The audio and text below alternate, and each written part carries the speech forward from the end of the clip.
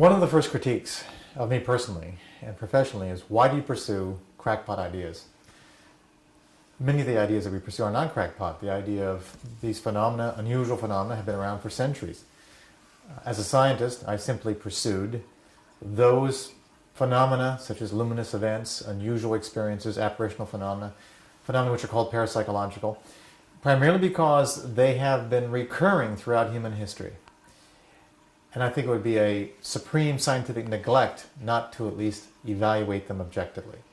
The price one pays, however, is that contemporary science neither funds the research nor actually supports the thrust. But let's stay with that for just a minute there. Stop. Yeah. It's the... No, it's okay. Yeah.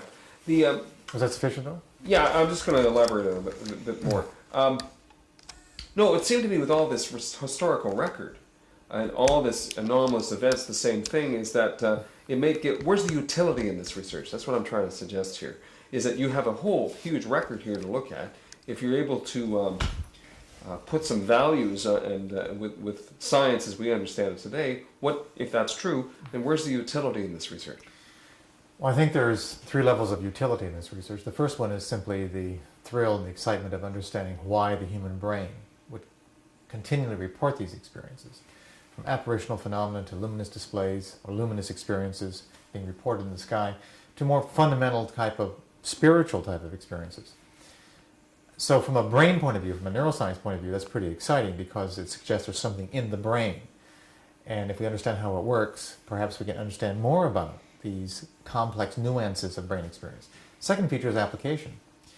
The first application is the belief component. People believe in these things, and belief determines behavior, influences how people think and how people fund research.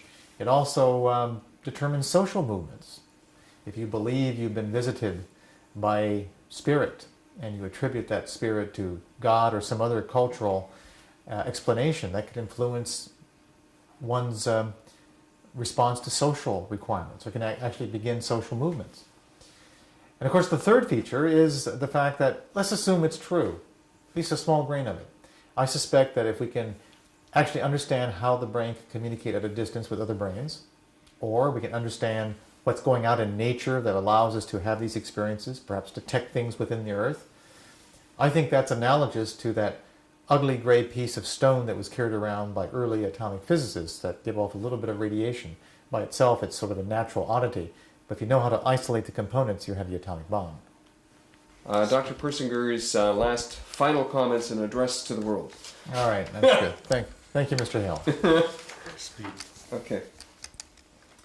Dr. Persinger, you have invested a career in what some scientists have called a crackpot pursuit, in effect a silly and pointless pursuit, which has already been answered 1,000 times over. There's nothing to this stuff.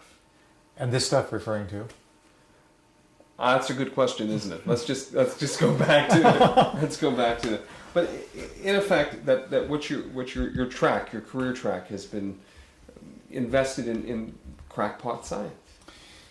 Well, if one looks at my career track, indeed, some individuals have said it may be crackpot-like, but look at the things we have been investigating. One, luminous displays, which many people have called UFO reports, which we now suspect to be tied to natural phenomenon, or probably natural phenomena. There's more than one source, which could be very useful for predicting earthquakes, potentially, and understanding a great deal about the Earth.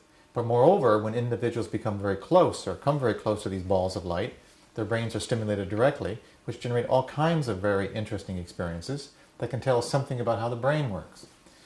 The second major thrust is to understand temporal lobe experiences, from epilepsies to the paranormal experiences.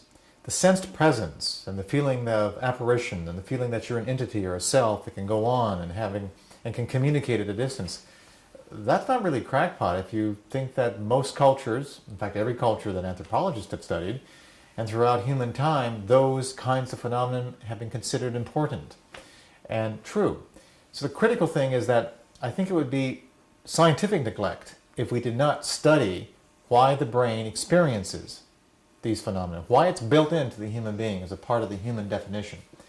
Maybe it is illusionary, but the only way we can test it is by looking at the phenomenon by using scientific tools. And for other scientists calling me crackpot or the area crackpot, that's a value judgment. Quite frankly, I don't care. The history of science has indicated that real discoveries are paradigm shifters. It shifts the way we see things. And science is the pursuit of the unknown. When scientists say something is crackpot, that's just behavior. That's human behavior. That's not science. Science always pursues the unknown.